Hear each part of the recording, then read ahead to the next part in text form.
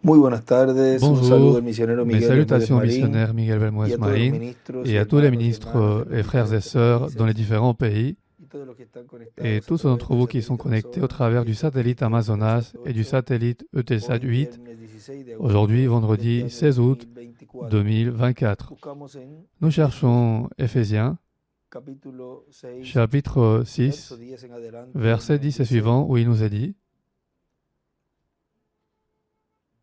Por lo demás, Au hermanos reste, míos, fortaleceos en el fortifiez-vous Señor dans le y en Seigneur el poder de su et fuerza. par sa force toute Vestíos puissante. de toda la armadura Revêtez-vous de Dios de para que toutes les podáis armes de estar Dieu firmes afin de pouvoir contra tenir las ferme acechanzas contre les del diablo. ruses du diable. Porque no tenemos lucha Car nous contra n'avons pas à sangre y lutter contre la carne, chair et le sang, sino contra mais principados, contre contra les potestades, dominations, contre contra les los autorités, gobernadores de las contre les tinieblas de princes este de siglo, ce monde de contra ténèbres, huestes contre espirituales de les maldad esprits en méchants las dans les regiones lieux celestes. célestes. Por tanto, C'est pourquoi tomad toda la armadura prenez de toutes Dios les armes de para que Dieu podáis resistir afin en de el día pouvoir malo résister y dans le mauvais habiendo acabado jour todo, et tenir estar ferme firmes. après avoir tout Estad surmonté. pues Tenez firmes, donc ferme, ceñidos vuestros lomos ayez con à la vos verdad reins la y vérité pour vestidos ceinture, con la coraza de revêtez justicia, la cuirasse de la calzados los pies justice, con el apresto del mettez pour evangelio de chaussure la à vos paz. pieds le zèle que Sobre donne todo, l'évangile de paix. tomad el escudo Prenez de la fe, par-dessus tout cela con que le podáis bouclier de la apagar foi todos avec los lequel vous dardos del pourrez fuego del éteindre tous maligno, les traits y enflammés du tomad el malin. yelmo de la Prenez aussi le salvación casque du y la salut espada del et Espíritu, l'épée de l'Esprit, que es la qui palabra est de Dios. la parole de Dieu. Y ahí al final Et là, à la escribe, fin, il écrit, Apocalipsis 19, Apocalypse 11 19, al 21, 11 à 21, 1 verso 1 16 y verset 2 16 verso et 12, 2 verset 12, eso es de Apocalipsis, ça c'est y d'Apocalypse, Hebreos capítulo et 4 Hébreux del 12 chapitre al 13. 4, 12 à 13. Jóvenes luchando contra el Jeunes enemigo luttant invisible. contre l'ennemi invisible. Pueden tomar asiento, por Vous favor. pouvez vous asseoir, s'il vous Fue plaît. predicado el Cela a été 23 de prêché julio le del 23 juillet 2010 2010 en San Pablo, Brasil, à Sao Paulo, Brésil, por el doctor William Soto par le Santiago. docteur William Soto Y Santiago. en este mensaje, Et dans ce message, que también qui tiene un parecido a este tema, ressemble el aussi cual à nuestro ce hermano thème, William que notre frère William lo tituló a Luchando intitulé contra un enemigo Lutter invisible, contre un donde nos ennemi encontramos invisible, en el programa de Dios, là où nous en sommes dans le programme que de fue Dieu, predicado el 2 de qui a été febrero del prêché le 2 2002 février 2002 en à Bogotá, Colombia. Bogota, en Dice, Colombie. la Il dit lucha que toda persona la tiene lutte en que toute contra del personne a diablo, contre le ese diable, enemigo invisible, cet ennemi con esas huestes invisible, malignas, avec ses se armées lleva malignes, siempre a cabo en el tiempo que se le toca réalise vivir a la toujours au persona temps conforme al où il est programa de donné à la Dios. personne de O vivre selon sea, le una programme de persona Dieu. no puede luchar C'est-à-dire en qu'une personne ne contra peut del pas lutter diablo en contre le la edad y diable tant dispensación l'âge allá de et la Adán o de dispensation Seth, là-bas d'Adam, o de ou Noé, de o de Seth, Moisés, ou o de de Noé, ou de Abraham. Moïse, ou Fue de d'Abraham, Moisés, ¿por ou de qué? Moïse. Porque Pourquoi? ya esos son Parce que tiempos ce que sont son de des historia. temps qui sont de Y l'histoire los que ancienne. tuvieron que luchar Et en ceux contra qui ont del dû diablo, lutter contre le ese enemigo diable, cet invisible, ennemi con esas huestes invisible, avec invisibles ses mauvaises malas, armées pues invisibles, ya los que tenían que alors luchar en ceux qui contra, devaient lutter lucharon en contre contra de ese ont enemigo déjà lutté invisible y contre obtuvieron la cet ennemi victoria hasta invisible donde les fue et ils ont obtenu la concedida esa victoire victoria. jusqu'où il leur a été accordé cette Ahora victoire. encontramos Maintenant, nous que muchas trouvons personas que fueron beaucoup de afectados personnes ont été grandemente affectées por ese enemigo grandement par invisible cet en ennemi el tiempo que les invisible tocó au vivir, temps où il leur a été donné la de edad y vivre, dispensación que l'âge les et la tocó vivir, dispensation qui donde leur a été tuvieron donné la de lucha vivre, en où contra ils ont eu la del lutte enemigo, contre l'ennemi el enemigo, el cual qui, luchó en l'ennemi contra de qui a esas lutté personas contre de ces Dios. personnes de Dieu. En el mensaje, Dans le message, el conflicto o conflicto le entre conflit Dios y Satanás, ou le conflit nos entre Dieu dice et Satan, el reverendo William le Branham révérend William Branham nous en dit la página à la 16 page 16 de este mensaje, de dice, ce pero message, il dit ven, mais ¿cuál es mi tema? voyez-vous, mon El sujet, conflicto. qu'est-ce que c'est El le conflit? conflicto. Le Satanás conflit. trata de hacerlo a Satan uno qui essaie razonar de vous sobre amener ello, à raisonner là-dessus. pero no lo vaya a Ne hacer le usted. faites surtout pas. Pero después que Mais usted une llegue a fois ser un devenu cristiano, chrétien, entonces usted vous está êtes fortificado à por la l'abri, palabra fortifié y par la por parole cualquier promesa et en la par toute palabra. promesse qui se trouve dans la parole. Realmente no Fiu, sabía que iba a decir je ne esto. savais vraiment ¿Ven? pas que j'allais dire Uno ça, voyez? está, Vous cuando uno êtes, llega a ser un quand vous cristiano, devenez uno es chrétien, puesto detrás vous êtes de la placé palabra de derrière Dios. la parole ¿Ven? de Dieu, O voyez? sea, vean como la escritura dice C'est-à-dire, abajo, voyez, comme l'écriture là de Paul, sería la ce armadura. seraient les armes. Uno es puesto detrás Vous de êtes la placé palabra de derrière Dios. la parole ¿Ven? de Dieu, voyez? Maintenant, voilà votre forteresse, votre sécurité. Oh là là, chaque promesse qui s'y trouve est à vous. Tout ce que vous avez à faire, c'est simplement tendre la main, la saisir et continuer votre chemin avec elle. Comment savez-vous que ça va marcher? Je ne sais pas comment ça va marcher. Expliquez-le-moi. Je ne sais pas. Tout ce que je sais, c'est que Dieu a donné à ses enfants le meilleur moyen d'attaque qu'ils puissent avoir. Et la meilleure chose pour attaquer, parce qu'il connaît les manœuvres de l'ennemi. Et il écrit là, Dieu connaît les manœuvres de l'ennemi. Maintenant, notre frère William continue à dire ici, nous trouvons Adam et Ève dans cette lutte. Voyez-vous, Ève a perdu cette lutte. L'ennemi l'a vaincu. Mais Dieu ne l'a pas abandonné. Il n'a pas non plus abandonné Adam, qui est venu en aide à son épouse. C'est pourquoi lui aussi a péché. Maintenant, dans le message, la plus grande bataille jamais livrée, là, Frère Branham nous parle de ceux qui l'ont quitté. Vous voyez, ils ont quitté ce bouclier et regardez ce qui se passe ici quand elle quitte ses armes et que la personne est désarmée. À la page 40 de ce message, il nous dit, ici nous voyons les tactiques du diable. Nous faisons comment? Maintenant, j'ai beaucoup de passages de l'Écriture ici où il est question des prophètes et tout alors qu'il était venu à eux et à différentes personnes partout dans la Bible et qu'il avait fait la même chose. C'est toujours sa tactique, d'essayer d'amener les gens à être incrédules à l'égard de la parole de Dieu. Écoutez bien, vous, les soldats de la croix.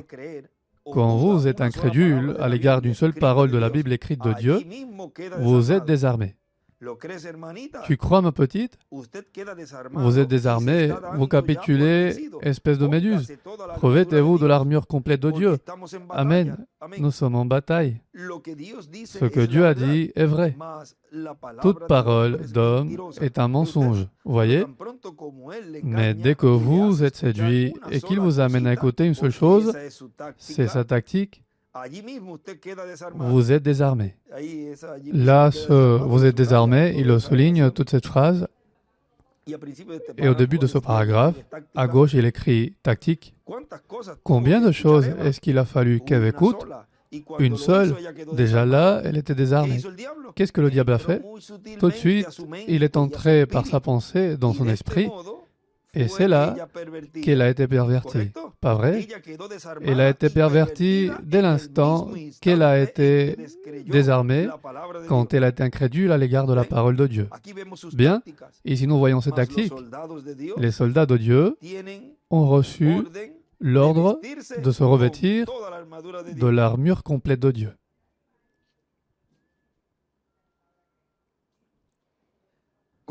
Pas vrai? Maintenant, si vous voulez noter ce passage de l'Écriture, il se trouve dans Ephésiens 6, 17-13. C'est celui que nous avons lu au début. Nous l'avons lu tout à l'heure. C'est notre texte. Bien, remarquez, revêtez-vous de l'armure complète de Dieu. Avez-vous quelques minutes? Nous allons y revenir un petit instant. Voyons voir ce qu'est l'armure complète de Dieu. Bien, commençons au verset 10. Allons voir l'armure complète de Dieu. Maintenant, notre frère William continue à dire, ainsi la race humaine a été détruite, ainsi la race humaine a été privée de la gloire de Dieu. La race humaine a perdu le droit à naître sur cette terre avec un corps théophanique de la 6e dimension et un corps physique éternel, car le salaire du péché, c'est la mort. Et maintenant, la race humaine est captive, asservie dans le royaume des ténèbres du diable, ce royaume invisible qui se manifeste par des choses visibles et tangibles dans cette dimension terrestre. Vous voyez, le diable là-bas, quand il a séduit la race humaine, en séduisant Ève, il s'est manifesté à travers le serpent, un être visible. Par conséquent, l'ennemi invisible et d'entrer dans le serpent qui était visible. Et à travers le serpent, il a parlé à Ève et a séduit Ève. Regardez ce qui nous est dit dans le livre de citations, à la page 62, le paragraphe 547,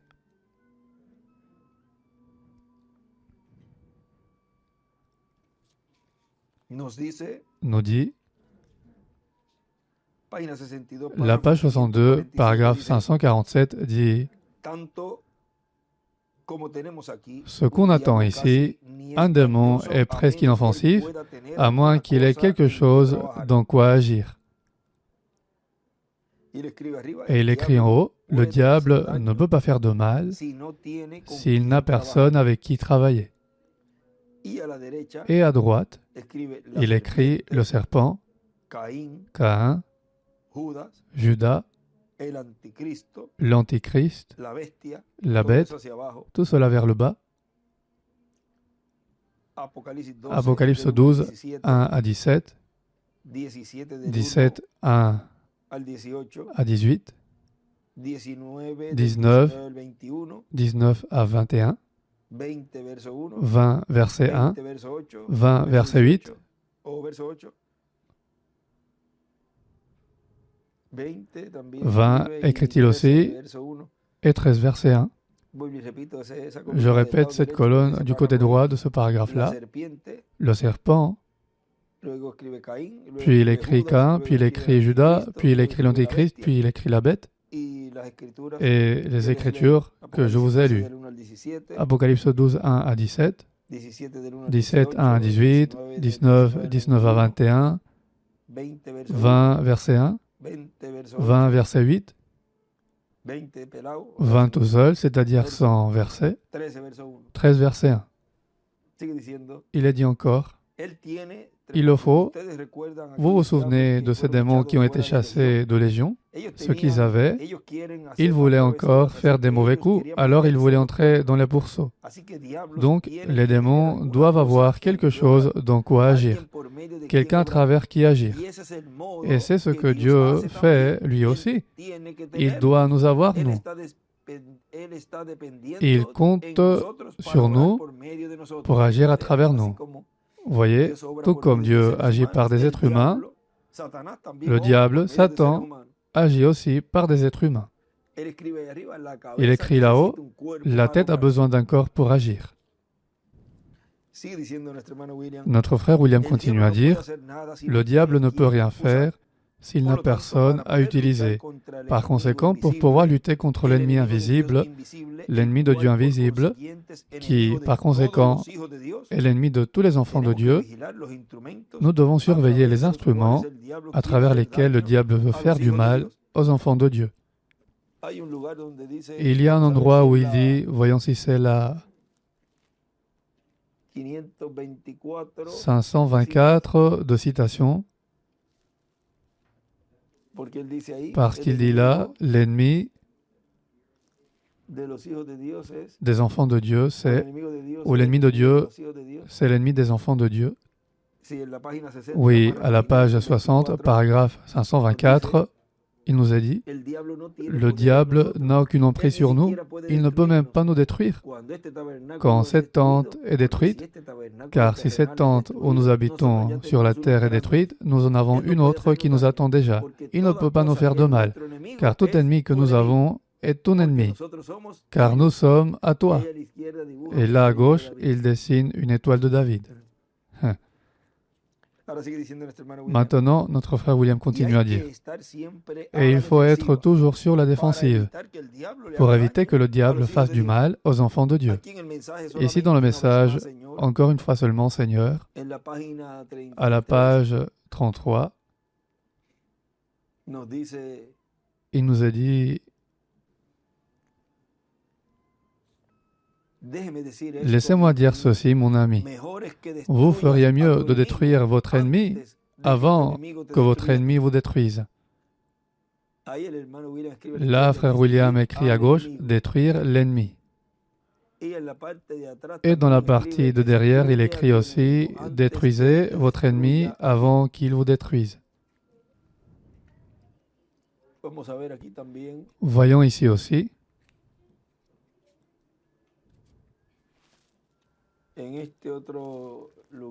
dans cet autre endroit,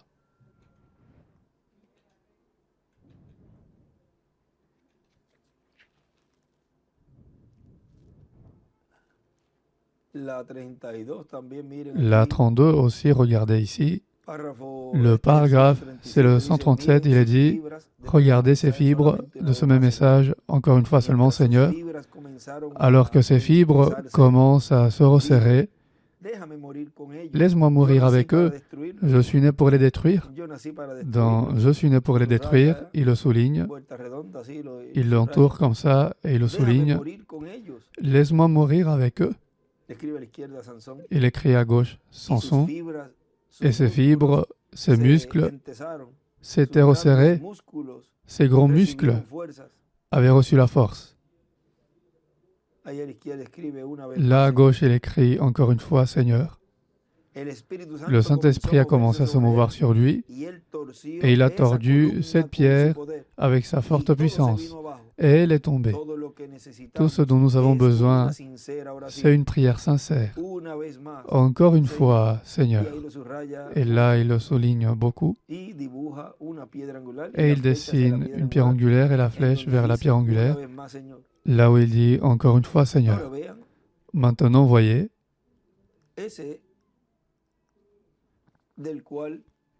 celui qui est représenté là par Samson, celui-là a dit, encore une fois, Seigneur.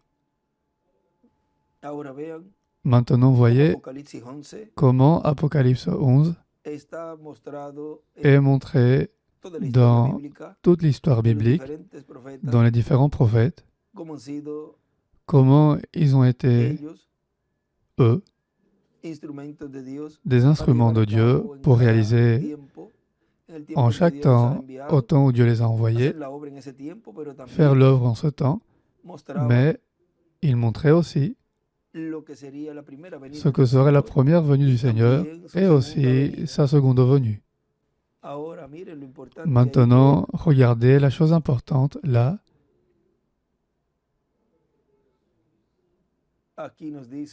Qui nous dit ici, regardez à la page 26 aussi de ce même message, il dit, mais Samson a prié comme il fallait quand il a dit, Seigneur, que je meure avec ces Philistins. Il avait failli, mais que je meure. Là, il le souligne. Et il écrit du côté gauche, Samson a failli, mais il a demandé une autre chance. Il continue à dire, vous devez être prêt à mourir à votre ennemi qui a remporté cette victoire sur vous. Vous devez être disposé à abandonner vos propres pensées. Samson était disposé à payer le prix pour avoir encore la puissance de Dieu. Regardez que c'est formidable. Maintenant, vous voyez, tout cela s'accomplit pleinement dans Apocalypse 11, dans cet instrument dans lequel Dieu est en train de réaliser cette œuvre sous le troisième pull, où la puissance de Dieu est d'abord manifestée pour ouvrir ce mystère de la seconde venue du Seigneur, ce qui est le contenu du septième sceau qui donne à l'Église fiancée la foi de l'enlèvement. Maintenant, voyez comment la plus grande puissance, c'est la puissance de la révélation, plus grande qu'un miracle physique. Maintenant, notre frère William continue à dire dans le message que nous lisons, nous trouvons que ça a aussi affecté Moïse. Vous voyez, il est arrivé un moment où Moïse s'est tellement fâché contre le peuple hébreu qu'il a traité mal le peuple hébreu, c'est-à-dire qu'il s'est rempli de colère, cette colère du malin.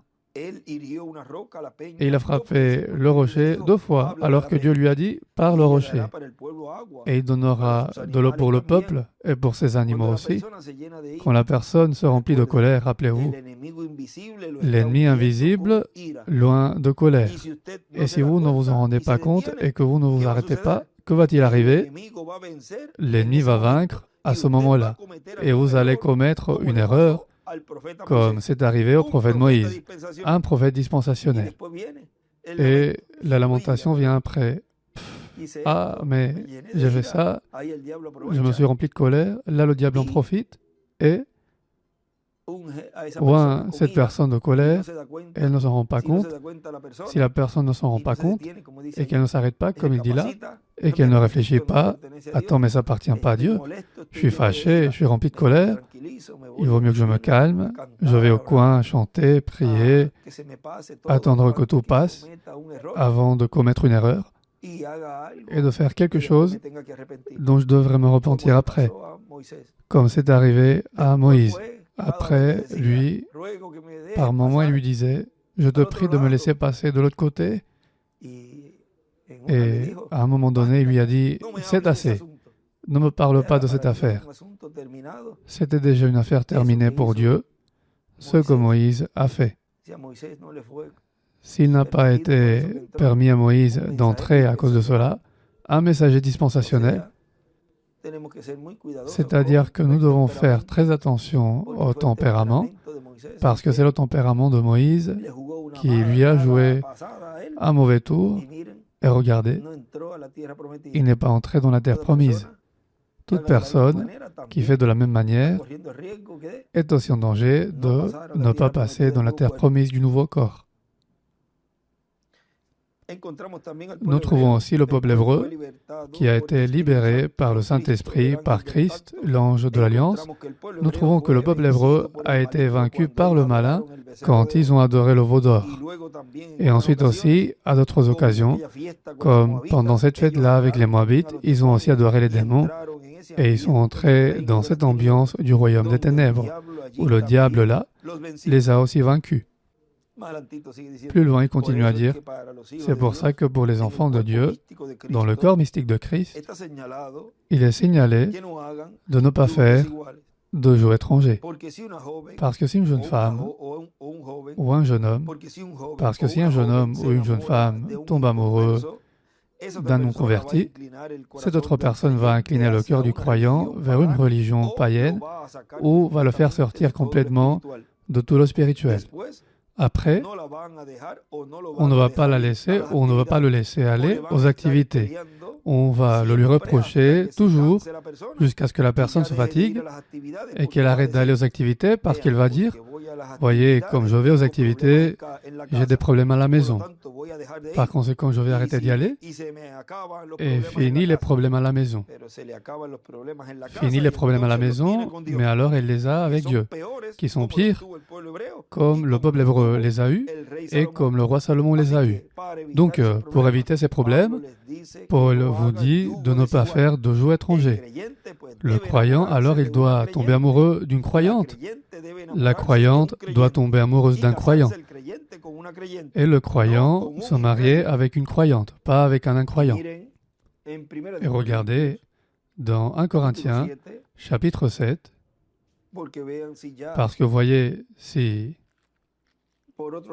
d'un autre côté, ils sont déjà mariés avec quelqu'un qui n'est pas croyant, regardez ce que Paul dit dans 1 Corinthiens chapitre 7, verset 10, il dit « À ceux qui sont mariés, j'ordonne, non pas moi, mais le Seigneur, que la femme ne se sépare point de son mari. Si elle est séparée, qu'elle demeure sans se marier, ou qu'elle se réconcilie avec son mari, et que le mari ne répudie point sa femme. Aux autres, ce n'est pas le Seigneur, c'est moi qui dis, si un frère a une femme non croyante, et qu'elle consente à habiter avec lui, qu'il ne la répudie point. Et si une femme a un mari non croyant, et qu'il consente à habiter avec elle, qu'elle ne répudie point son mari, car le mari non croyant est sanctifié par la femme, et la femme non croyante est sanctifié par le frère. Autrement, vos enfants seraient impurs, tandis que maintenant, ils sont saints. Si le non-croyant se sépare, qui se sépare? Le frère ou la sœur ne sont pas liés dans ces cas-là. Dieu nous a appelés à vivre en paix. Car que sais-tu, femme, si tu sauveras ton mari? Ou que sais-tu, mari, si tu sauveras ta femme? Maintenant, voyez comment sont les choses. Dans des cas comme ça, nous savons déjà comment nous devons agir. Et les jeunes doivent prier Dieu pour ce pas tellement important qu'ils feront dans leur vie. Et ne pas chercher une personne qui ne soit pas croyante. Ne pas jeter son dévolu sur quelqu'un de dehors.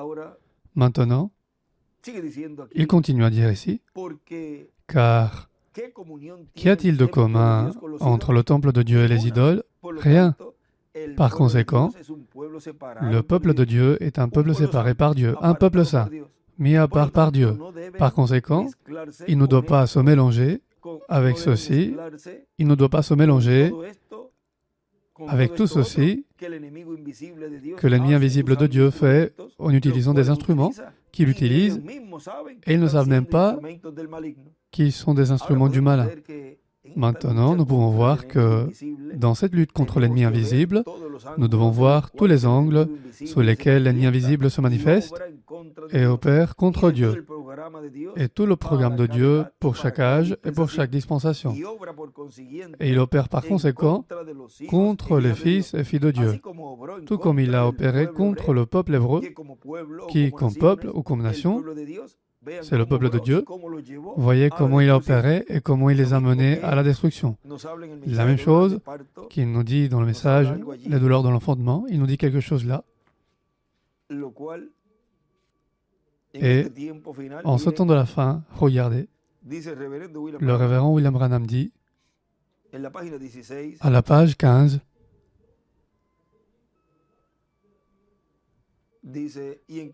il dit, et là nous voyons que nous avons eu une seconde guerre, la Seconde Guerre mondiale, et les douleurs qu'elle a eues ont été beaucoup plus intenses, elles sont de plus en plus aiguës, les douleurs dans le fondement de la Terre. Il a presque été obligé de céder la place pendant la période de la bombe atomique parce que celle-ci allait détruire une ville entière. Ces douleurs-là étaient beaucoup plus intenses que celles de la Première Guerre mondiale du point de vue de la destruction de la Terre. Maintenant, elle sait que l'heure de son accouchement est proche. C'est pour ça qu'elle est si nerveuse, agitée comme elle l'est, parce qu'il y a une bombe à hydrogène et des missiles aériens qui pourraient détruire le monde entier. Une nation a peur de l'autre nation, si petite soit-elle. Ils ont ces missiles qui, déclarent-ils, non simplement, l'un d'eux, ils peuvent les diriger par les étoiles et les lancer où ils veulent, n'importe où dans le monde. La Russie, c'est ce que j'ai entendu une nouvelle l'autre jour, elle déclare qu'elle peut détruire cette nation et empêcher les atomes ou ces choses-là de dévaster sa nation aérienne. Nous ne savons pas quoi faire à ce sujet. Tous font des déclarations de ce genre. Et c'est bien vrai.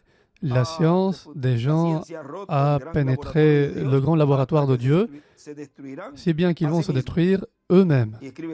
Et il écrit par l'atomique.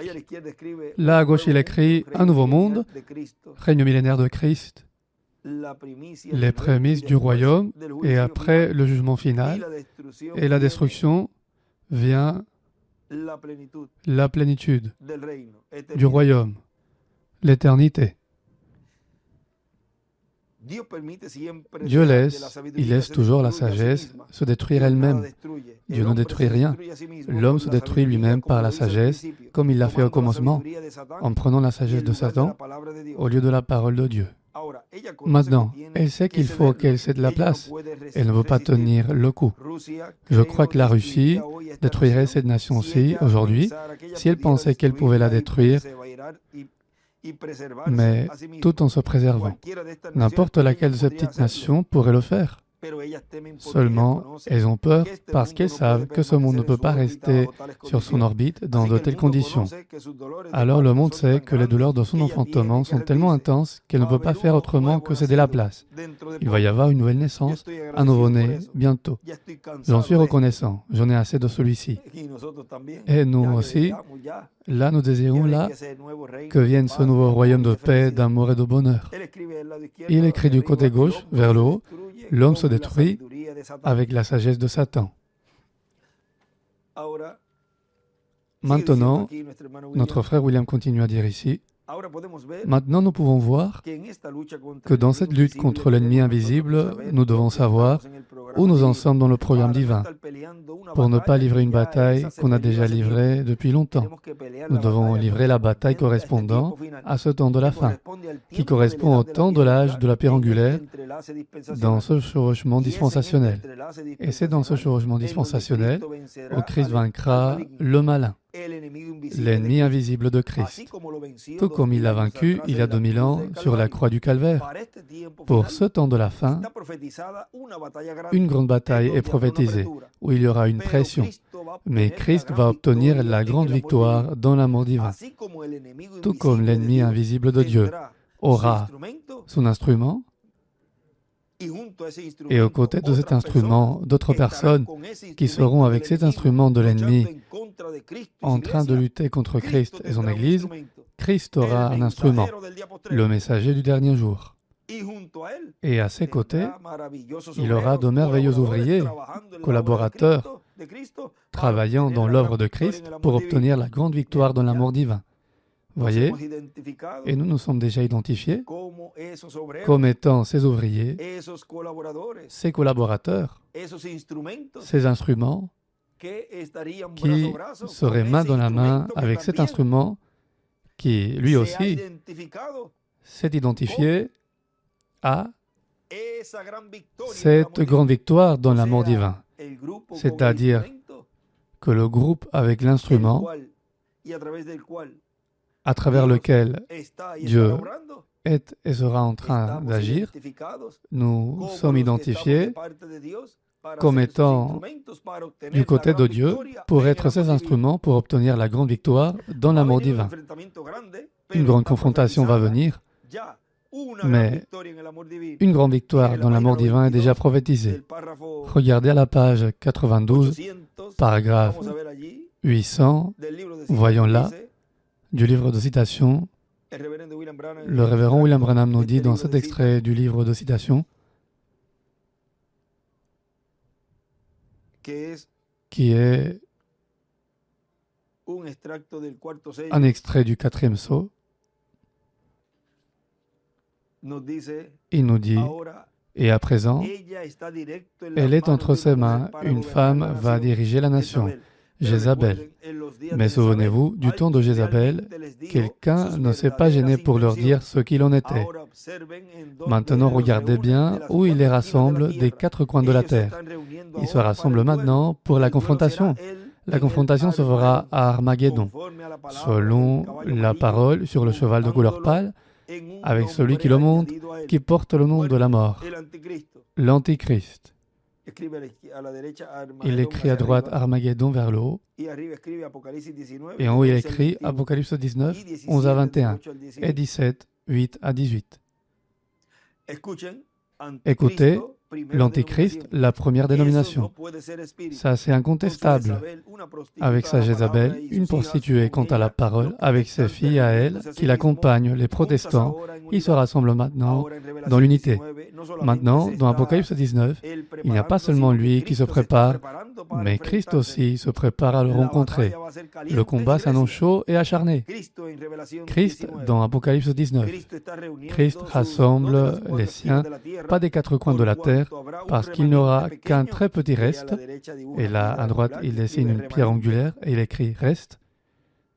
Qu'est-ce qu'il fait? Il les rassemble des 4 coins du ciel. Maintenant,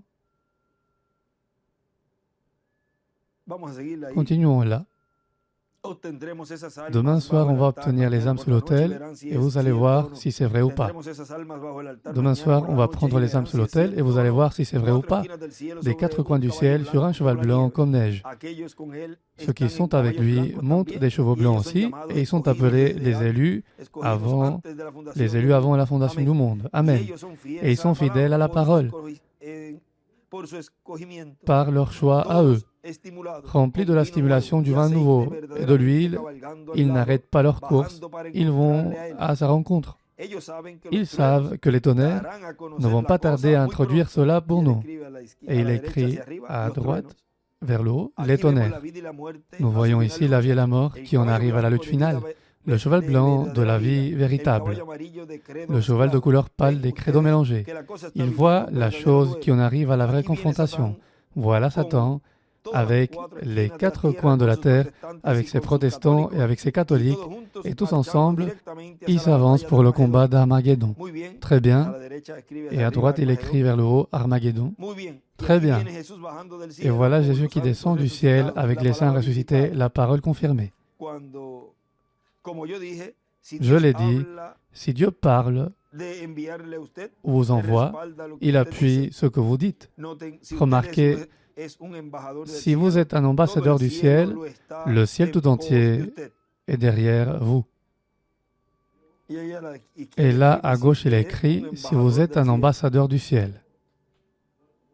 Et le ciel consiste en la parole. Remarquez donc, il est arrivé avec les saints ressuscités, ce qui confirme que sa parole est vraie. Donc Satan sait alors que l'abîme l'attend. Voyez, oh là là, alors que la mort montait le cheval de couleur pâle, un mélange de credo et de dénomination, et qu'elle le suivait, oh là là, vers la séparation éternelle d'avec Dieu. C'est là qu'il est mené à la séparation éternelle. Christ menait son Église tout droit dans la gloire, à la résurrection. Il écrit là à la page 92 en bas, sur le cheval blanc, tiré, vient Christ, la vie. Sur le cheval de couleur pâle, tiré, vient le diable, la mort.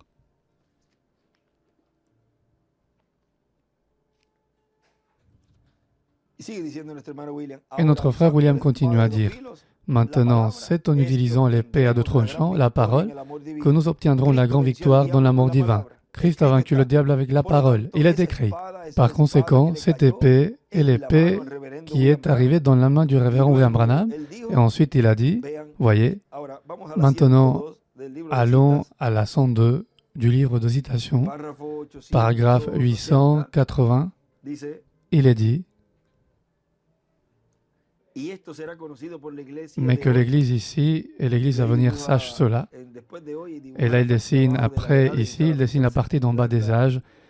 Et seulement dans cette image, il le divise. Et dans l'Église à venir, à gauche, il dessine une pierre angulaire. Si Dieu pousse un homme à travers un tuyau et qu'il ne bouge pas du tout jusqu'à ce que Dieu le lui dise, il n'y a pas de foi connectée à cela. C'est Dieu qui vous pousse vers quelque chose, et cela a élevé le ministère à un point tel que personne ne peut dire un seul mot contre cela. Mais à partir de maintenant, laissez-moi d'abord vous parler au nom du Seigneur, avant que vous n'écoutiez, parce que je dois y aller par la foi. À droite, il écrit vers la droite, vers là, vers le côté, au nom du Seigneur. Je dois le faire par la foi, que je pense que c'est juste ou faux. Ou quoi encore, je fais le meilleur choix possible et j'y vais. Et là, il dessine une étoile de David à droite.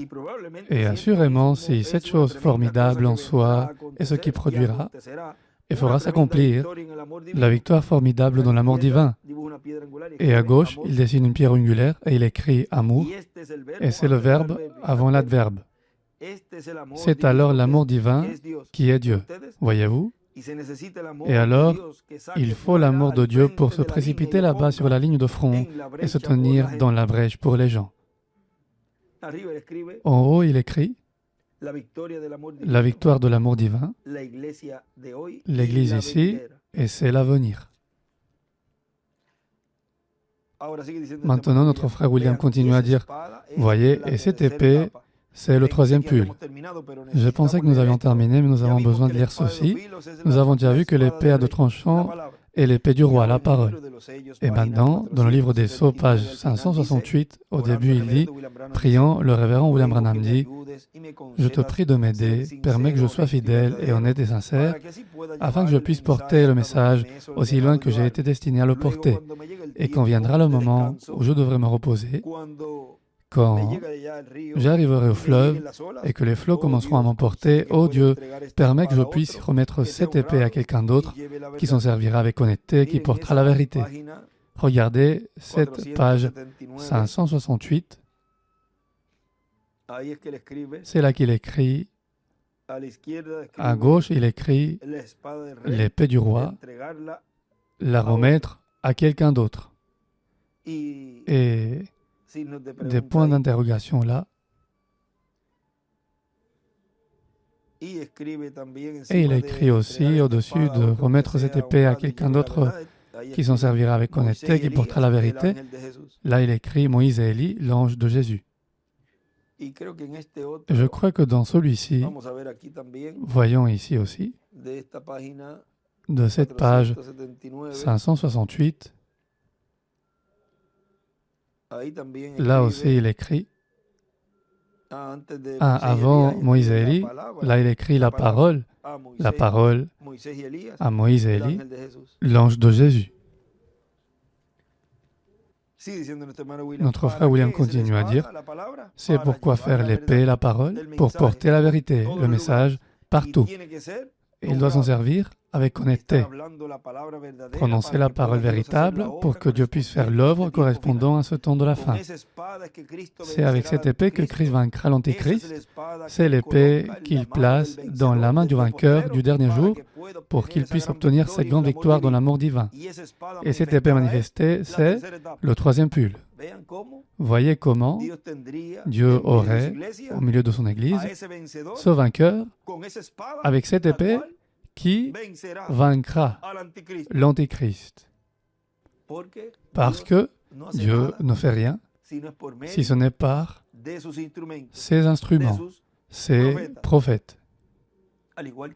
Ainsi que le diable, nous avons vu ce que nous avons lu, que lui aussi, il a ses instruments, ses voiles de chair. Maintenant, l'Antéchrist aura, le diable aura, l'homme du péché, l'Antéchrist, la bête. Voyez, cet homme où le diable s'incarne, voyez, un être humain, un instrument.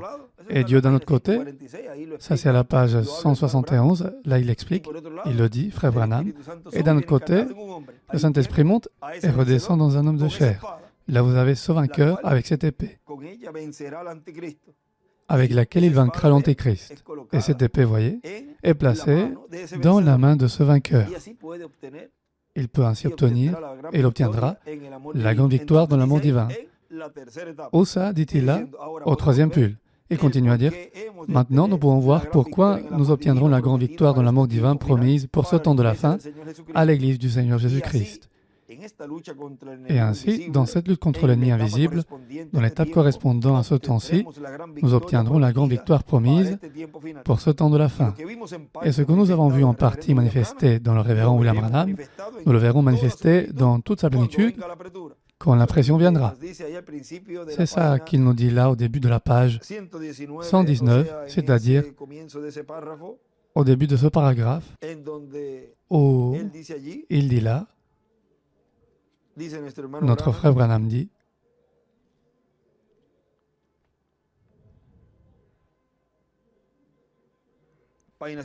page 119, paragraphe 1057, la chose que nous attendions depuis si longtemps, depuis bien des années, au moins 4 ou 5 ans, peut-être plus, le troisième pull a maintenant été confirmé et je suis sûr que vous savez tout ce que c'est. Maintenant, souvenez-vous, il n'y aura jamais d'imitation de cela, parce que ce n'est pas possible. Maintenant, il a vu le jour et j'ai été prévenu de ceci, que bientôt, à l'heure actuelle, c'est arrivé simplement afin qu'il puisse identifier sa présence parmi nous. Mais il ne sera pas utilisé puissamment tant que ce conseil ne commencera pas à serrer la vis. Et quand il le fera, à ce moment-là, les pentecôtistes et autres, ils peuvent imiter presque tout ce qui se fait. Mais quand ce moment-là viendra, quand la pression viendra, alors ce que vous avez eu temporairement, vous le verrez se manifester dans la plénitude de sa puissance. Maintenant, voyez, c'est ça que nous dit ici notre frère William. Il dit, et ce que nous avons vu en partie manifesté dans le révérend William Branham, nous le verrons manifesté dans toute sa plénitude quand la pression viendra. Et ce sera là où nous obtiendrons pleinement la grande victoire dans l'amour divin. La grande victoire, voyez-vous, contre cet ennemi invisible. Jeunes luttant contre l'ennemi invisible. Nous nous mettons debout pour laisser ainsi dans ce thème, jeunes luttant contre l'ennemi invisible, notre bien-aimé frère et ami, le docteur William Soto Santiago.